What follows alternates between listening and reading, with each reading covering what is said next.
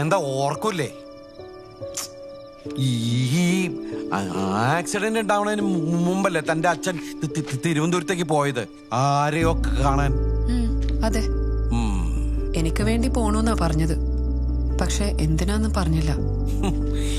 തന്റെ കുടുംബം മൊത്തം ഒരു സീരിയൽ സെറ്റപ്പാ. ദ്രോഹിക്കുന്ന രണ്ടാനമ്മ, സ്നേഹമില്ലാത്ത അനിയൻ, സ്നേഹം കൊണ്ട് വീർപ്പൊട്ടിക്കുന്ന ആ അച്ഛൻ, ക്ലീശകളുടെ ആറാട്ടാ. ഓ, സർവ്വസമയത്തും കഞ്ചാവ് അടിച്ച് കിറിങ്ങിയ അച്ഛനും സ്വന്തം ആങ്ങളെയോ ഇമോഷണലി ബ്ലാക്ക്മെയിൽ ചെയ്യുന്ന ഭർത്താവിനെ സപ്പോർട്ട് ചെയ്യുന്ന പെങ്ങളും, സ്വന്തം മകനെ സർവ്വസമയത്തും ചീത്ത പറയുന്ന പെറ്റ അമ്മയും. ഇതൊക്കെ ലോകത്ത് വളരെ അപൂർവ. ആ ഭാഗ്യം ഇയാൾക്ക് മാത്രമേ ഉള്ളൂ. പോയി കിടന്നോ. നാളെ രാവിലെ തന്റെ രണ്ടാനമ്മയെ കാണണം. അതെന്തിനാ? ഈ ഇൻവെസ്റ്റിഗേഷൻ തുടങ്ങല്ലേ. എന്റെ കൂടെയുള്ള ഹാരിയും വിക്രമിനും താനും ആൻസാറുവാ. അത് ആലോചിക്കുമ്പോഴുള്ള പേടിയാ. ഈ സേതുരാമയ്യർ ഭയങ്കര തകർപ്പനാണല്ലോ. ഒരു ചോദ്യം ചോദിച്ചു വരാൻ വിക്കി മണിക്കൂറുകളെടുക്കും. മിക്കവാറും ബാക്കിലെ കൈയും കെട്ടിയിട്ടുള്ള ഈ നടപ്പ് മാത്രമേ ഉണ്ടാവുള്ളൂ. അല്ല, ഇയാൾക്ക് എപ്പോഴും വിക്കുള്ളതായിട്ട് തോന്നില്ലല്ലോ. സംസാരിക്കുമ്പോഴേ ഉള്ളൂ. അത് പണ്ട് വലിയൊരാള് പറഞ്ഞ കോമഡിയാ. ആ പറഞ്ഞ ആളുടെ പ്രസംഗം കേൾക്കാൻ ജനം എത്ര നേരം വേണമെങ്കിലും കാത്തുവെക്കുമായിരുന്നു എന്നാ എന്റെ അച്ഛൻ പറയാറുള്ളത്. സഖാവ് EMS അല്ലേ? ആള് എത്ര വലിയ നേതാവല്ലേ. ഒന്ന് ശ്രമിച്ച ഇയാൾക്കും തിരക്കേടില്ലാത്ത ഒരു വക്കീലാവാലോ. ഓ, ഈ ഗ്യാപ്പിക്ക് കൂടി ഇൻസ്പിറേഷൻ, മോട്ടിവേഷൻ അല്ലേ? ഒരു കാര്യമില്ല. ഇതുവരെ ഞാൻ കണ്ട എല്ലാ സ്പീച്ച് തെറാപ്പിസ്റ്റുകളും ആദ്യം പറയുന്ന പഞ്ച് ലൈനത്. എന്റെ കാര്യത്തിൽ ഒരു ഗുണം ഉണ്ടായിട്ടില്ല. എന്റെ അച്ഛൻ തന്റെ അടുത്ത് പറഞ്ഞ പോലെ ഞാനൊരു തോൽവിയാ. Every time I try to fail better.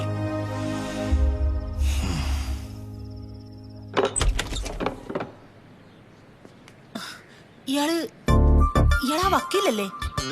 അവളുടെ വക്കീല് ടിവിയില് കണ്ടത്. നല്ല അമ്മ. ഓ, നിന്നോട് ആരാടി ഇവന്മാരെ കൊണ്ട് ഇങ്ങോട്ട് വരാൻ പറഞ്ഞത്? സ്വന്തം തന്തയെ കൊലപ്പ് കൊടുത്തേച്ച് നടക്കുവാ ഇവന്മാരുടെ കൂടെ ചമഞ്ഞൊരുങ്ങി. വെറുതെ അനാവശ്യം പറയരുത്. ഓ, നിനക്കൊക്കെ അത് ചെയ്യാം, അതിനൊരു കുഴപ്പമില്ല.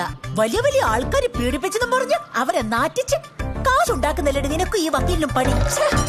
വക്കീലെ, ഇവര് കൂതറയല്ല, കുക്കൂതറയാ. സ്കൂട്ട് ആയാലാ.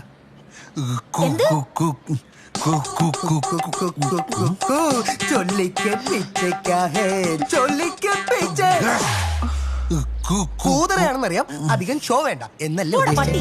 എന്റെ വീട്ടിൽ കയറി വന്ന് എന്നോട് അനാവശ്യം പറയുന്നു. കൂടുതൽ ബഹളുണ്ടാക്കല്ലേ ചേച്ചി. ഏത് വകയിലാടോ ഞാൻ തന്റെ ചേച്ചിയത്? ആന്റി എങ്കിൽ ആന്റി വിളിച്ചോണ്ട് പോടി ഇവന്മാര് രണ്ടുപേരും ഇവിടുന്ന്. ഞാൻ ഇവിടെ നിങ്ങളെടുത്ത് വഴക്ക് കൂടാനോ അതോ ഈ അവകാശം ചോദിച്ചു വാങ്ങിക്കാനൊന്നും വന്നതല്ല. എന്റെ അച്ഛൻ വാങ്ങിച്ചു തന്ന ചിലത് ഈ വീട്ടിൽ കിടപ്പുണ്ട്. ഒരു ചെറിയ ബാഗ് പാക്ക് ചെയ്യാവുന്നതേ ഉള്ളൂ. അതും എടുത്തോണ്ട് ഞാൻ അങ്ങ് പൊക്കോളാം. ആർക്ക് വേണോടി നിന്റെ സർട്ടിഫിക്കറ്റ്, തുണി, 1.5 പവന്റെ മാലി? എടുത്തോണ്ട് പോടി. ഇന്നലെ നിങ്ങളെ കാണാൻ ആരാ വന്നത്? എന്തോ കാശൊക്കെ തരാന്ന് അവര് പറഞ്ഞോ? ഇവിടെയൊന്നും ആരും വന്നിട്ടില്ല. പിന്നെ കണ്ടവനൊക്കെ കാശ് തരാന്ന് പറഞ്ഞാ ഞാനങ്ങ് കൈനീട്ടി വാങ്ങുമല്ലോ. ഓ, അപ്പൊ കാശ് വാങ്ങും. ഞാൻ പറഞ്ഞില്ലേ വക്കീലെ, ചേച്ചി കാശ് വാങ്ങുന്ന ടീമാ. കാശ് എറിഞ്ഞിട്ട് ചോദിക്കും. അത് നിന്നെ തള്ളയോട് പോയി ചോദിക്കടാ. സോറി, എന്റെ തല കണ്ടപ്പോഴേ തള്ള സ്ഥലം വിട്ടു. സോ തള്ളയില്ല, തള്ളൽ മാത്രം. അത് നിന്നെ കണ്ടാൽ അറിയാം. എല്ലാം എടുത്തല്ലോ, ഇനി പരിസരത്ത് കണ്ടുപോകരുത്. വാ വക്കീല്. Your father? അതെ. Excuse me. Such a great man. പെട്ടെന്ന് പടമായത് ഭാഗ്യം. Such a horrible lady. അലവലാതി. പോട്ടെ കുഞ്ഞെ. എന്ത് നോക്കി നിൽക്കുവാ? ഇങ്ങോട്ട് വാടാ. എടോ, താൻ എന്തിനാ എന്നെ വിളിച്ചോണ്ട് ഇങ്ങോട്ട് വന്ന്? ഇൻവെസ്റ്റിഗേഷൻ അത്രേ. എന്നിട്ട് അവരെടുത്ത് വാ തുറന്ന് വലുത് സംസാരിച്ചോ? പ്രയോജനപ്പെടുന്ന വല്ല വിവരവും അവിടെ നിന്ന് കിട്ടിയോ? തേ പോയി ദാ വന്നു. ഇതിനായിരുന്നെങ്കിലും വരണ്ടായിരുന്നു. അതെ, എനിക്ക് ആവശ്യമുള്ള വിവരങ്ങൾ കിട്ടിയിട്ടുണ്ട്. നമ്മളിവിടെ വന്നപ്പോ തൊട്ട് ആ സ്ത്രീ നല്ല ടെൻഷനിലായിരുന്നു. പരിഭ്രമം മൂത്ത് അവരാ സീൻ ഓവറാക്കുമായിരുന്നു. അവരുടെ നെറ്റിയിലും കഴുത്തിലും വേർപ്പ് പൊടി ഉണ്ടായിരുന്നു. ടെൻഷൻ മൂത്തവര് വലത് കൈ ചുരുട്ടി പിടിക്കുന്നുണ്ടായിരുന്നു. ഈ ഗെയിമിന് പിന്നിലുള്ളവര് ഇന്നലെ അവരെ ബന്ധപ്പെട്ടിരിക്കുന്ന എനിക്ക് ഉറപ്പുണ്ടായിരുന്നു. തന്നെ വീട്ടിൽ കയറ്റാണ്ടിരിക്കാനായിട്ട് പണം ഓഫർ ചെയ്തിരിക്കും.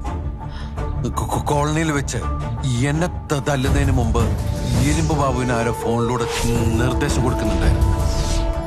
കോളനിക്ക് പുറത്ത് ഒരു ബ്ലാക്ക് കാർ ഉണ്ടായിരുന്നു. അവര് ഈ സ്ത്രീയെ കാണാൻ വന്നിരിക്കും. ആരെങ്കിലും കാണാൻ വന്നിരുന്നോ എന്ന് ചോദിച്ചപ്പോ അവര് ഞെട്ടിപ്പോയി. അവര് പറഞ്ഞ മറുപടി കള്ളായിരുന്നു. അതെത്ര കൃത്യമായിട്ട് നിങ്ങൾക്ക് എങ്ങനെ അറിയാം? ഫോണിൽ ഗൂഗിൾ ചെയ്ത് നോക്കി. NLP അതെന്താ? Neuro linguistic programming. മിന്നാരത്തിൽ ലാലു അലക്സ് പറഞ്ഞ എന്തോ അസുഖത്തിന്റെ പേര് പോലെ ഉണ്ടല്ലോ. ഒരാള് സത്യം പറയുമ്പോ അല്ലെങ്കിൽ എന്തെങ്കിലും ഓർത്തെടുത്ത് പറയുമ്പോ അയാളുടെ കൃഷ്ണമണി അടുത്തോട്ട് ചലിക്കും. വലിയ ബുദ്ധിയോ പഠിച്ച കള്ളനോ കള്ളിയല്ലാത്ത ഒരാൾ കള്ളം പറയുകയാണെങ്കിൽ കൃഷ്ണമണി വലതു ഭാഗത്ത് മേളിലേക്ക് ചലിക്കും. ആ സ്ത്രീ കള്ളമാണ് പറഞ്ഞത്. ഇവിടെയൊന്നും ആരും വന്നിട്ടില്ല. ഞാൻ ഊഹിച്ചതെല്ലാം ശരിയാ. I am on the right track. വക്കീലേ, പൊളി മാസ്. ഇനി ഇങ്ങനല്ലേ വണ്ടിയിലോട്ട് കയറേണ്ടത്? പിന്നെ സ്ലോ മോഷൻ.